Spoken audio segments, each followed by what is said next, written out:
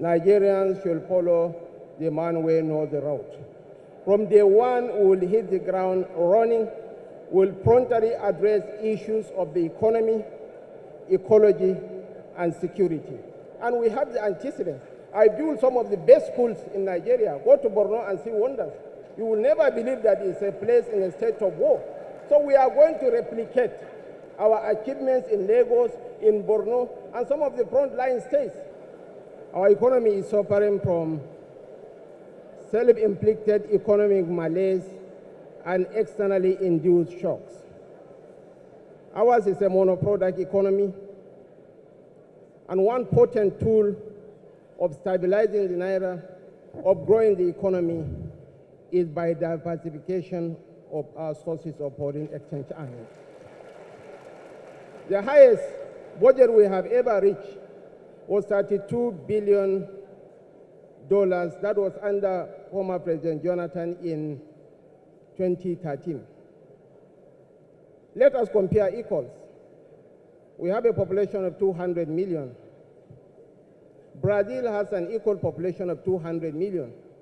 The Brazilian budget is $659 billion with a budget performance of 90%. Wow.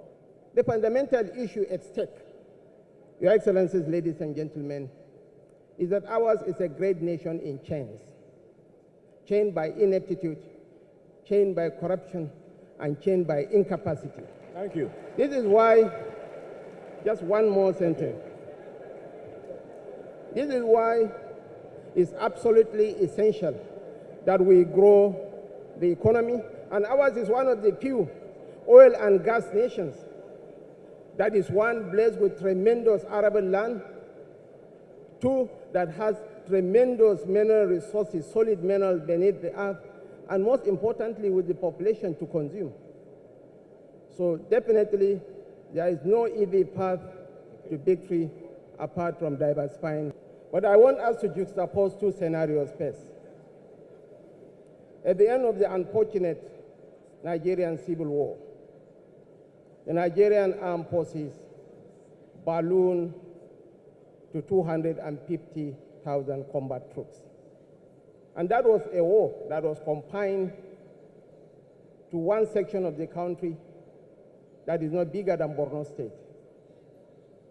In 1970, Nigeria's population was 55.98 million people. Our GDP was $12 billion. Our military spending was $660 million, representing 5.28% of our GDP.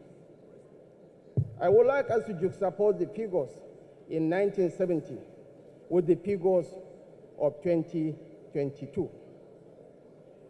At the end of July, Nigeria's population was 216.98 million people. Our GDP, projected GDP, was 445 billion. And our total number of troops was 213,000 for a population of 216 million people. The percentage of our GDP that is spent on the military, on security, was only 0.5%. And our peers across the world, Iraq, Israel, Pakistan, Turkey, they are spending between 4 to 5% of their GDP on military spending. Our spending on the military in 2021 was $3.25 billion. So using the metrics and the variables, with 1970 as the base year, the strength of our army ought to be 960,000 troops. And most importantly, when we mount the saddle of leadership, one, we are going to deploy technology. Two, we are going to recruit additional hands. And most importantly, just like Vladimir Zelensky is doing in Ukraine, just like Abiy Ahmed did in Ethiopia in the Tigrayan crisis. I've been in the theater of conflict for 18 years. Even if it's groundnut that you are selling, if you sell groundnut for 18 years, ladies and gentlemen, you can be an expert on groundnut. I will lead the troops.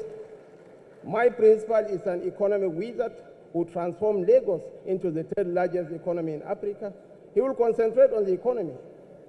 By God's grace, I will handle the security arm. Not only handle the security arm, I will lead the troops to battle across the length and breadth of this country.